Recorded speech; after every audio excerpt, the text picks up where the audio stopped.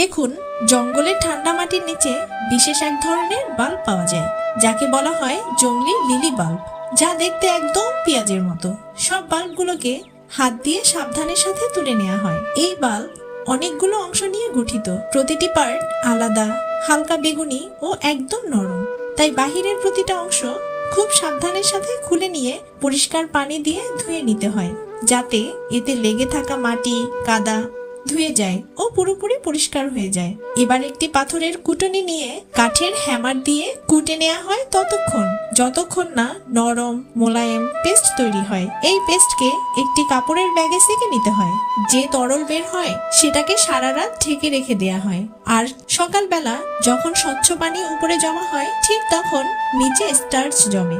এই স্টার্চ গুলোকে রোদে পুরোপুরি শুকানো হয়। এরপর কিছু লাল চন্দন কাঠ নিয়ে একটি পাত্রে সেদ্ধ করা হয়। সেদ্ধ হতেই চন্দনের লাল রং বের হয়ে আসে আর পানি লাল কালার হয়ে যায়। এবার এই লাল কালার পানির মধ্যে মেশাবো লিলি স্টার্চ। এমন ভাবে মেশাতে হবে যেন মিশ্রণটি গোলাপি বর্ণের হয়। এবার একটি রাবারের ডাইসে ঢেলে 20 মিনিট স্টিম করে নিতে হয়। এতেই তৈরি হয়ে যাবে সুন্দর লিলি ফুলের স্ন্যাক্স। এবার লিলি ফুলের উপর থেকে দিয়ে দিব মধু ও নিচে দিব তাজা দুধ। দেখুন, তৈরি হয়ে গেল জংলি লিলি বাল্বের হালকা মিষ্টি নরম ও চাবানো ড্রিঙ্কস, যা একদম প্রাকৃতিক ও 100% দেশি খাবার।